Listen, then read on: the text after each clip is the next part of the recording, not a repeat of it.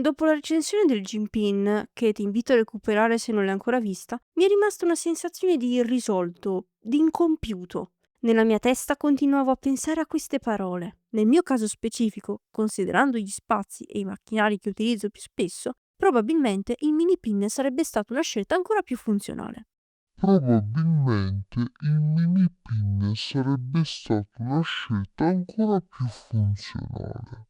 Così mi sono fatta coraggio e, anche grazie al vostro supporto di chi mi segue su Ko-fi, link qui sotto in descrizione, dove tra l'altro condivido retroscene e piccoli spoiler sui video in arrivo, ho deciso di acquistare il mini pin per togliermi definitivamente questo dubbio.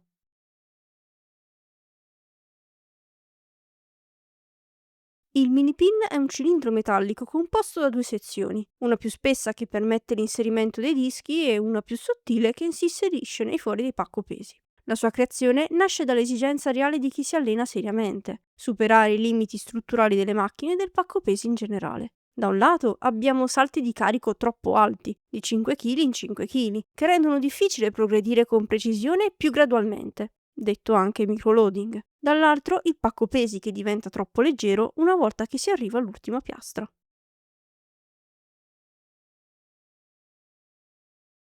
Il modello che ho acquistato è la versione da 10 mm. A differenza del Jinping classico, la parte caricabile è di 8 cm anziché 15, mentre la parte che entra nel pacco pesi è sempre da 10 cm. Il supporto è compatibile con dischi olimpionici con un foro da 50 mm.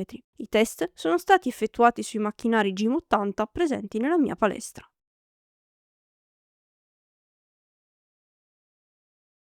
Nonostante sia più piccolo, il mini pin offre le stesse garanzie in termini di stabilità e sicurezza del modello classico. Sono riuscita ad eseguire tutti gli esercizi che avevo mostrato nella recensione del gym pin, dal push down per i tricipiti al crunch al cavo, indipendentemente da quanto fosse messo bene il pacco pesi. Sulla lat machine il pin è inseribile in tutti i fori, senza essere limitata ad usare quelli più in alto. Sul pulley, dove prima non potevo utilizzarlo per mancanza di spazio, ora posso finalmente fare microloading. Anche sulla leg extension, sia nella versione classica che in quella della sala donne, non c'è contatto con il regolatore d'asta. Stesso discorso per la leg card da sdraiato. Non c'è il contatto e di conseguenza nessun rischio di danneggiare il pin.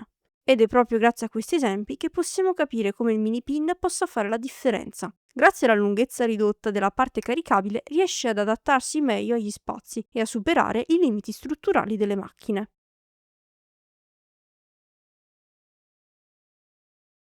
Per un confronto migliore con il modello originale ho scelto quello da 10 mm, anche perché sapevo già che fosse compatibile con i macchinari della palestra. Se non sapete quale scegliere, sul sito ufficiale è presente una tabella esaustiva per brand o in alternativa potete fare i test della penna Bic. Se infilando la penna nei buchi c'è molto gioco, dovrete prendere quello da 8, altrimenti quello da 10.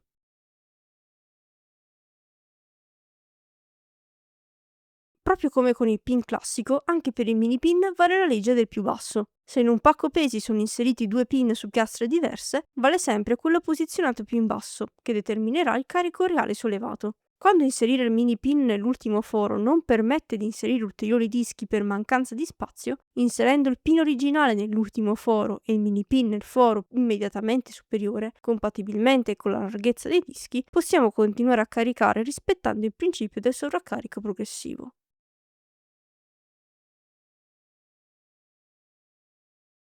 Arrivati a questo punto, qualcuno di voi potrebbe pensare che il mini pin sia effettivamente la scelta migliore. Ecco, non proprio. C'è solo un caso in cui il pin originale mi torna ancora utile, ossia quando il pacco pesi non segue incrementi regolari.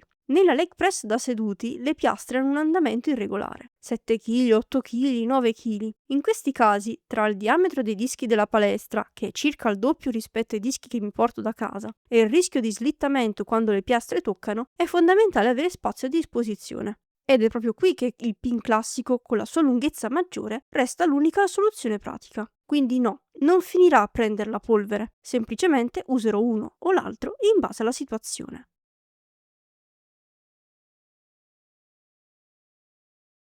Nel corso dei test ho utilizzato sia dei dischi da mezzo chilo e da 0,25 kg, sia i dischi della palestra. Nessuno mi ha fissata male, nessuno mi ha detto nulla e non sono stata ancora cacciata dalla palestra. Se usato con criterio e rispetto per le macchine, si integra perfettamente nel contesto di una palestra commerciale.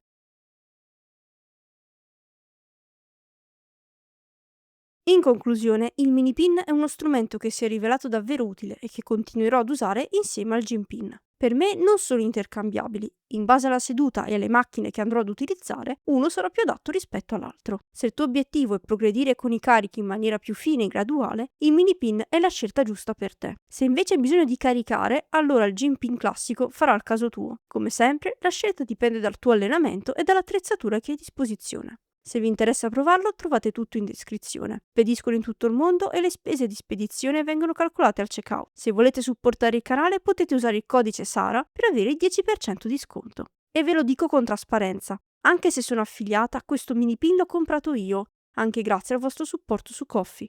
Questo però non cambia la sostanza delle prove e dei test fatti sul campo. Io vi ringrazio per aver seguito questa recensione così approfondita e se il video vi è piaciuto lasciate un like, iscrivetevi al canale e attivate la campanella. Grazie come sempre per il supporto e noi ci becchiamo al prossimo video.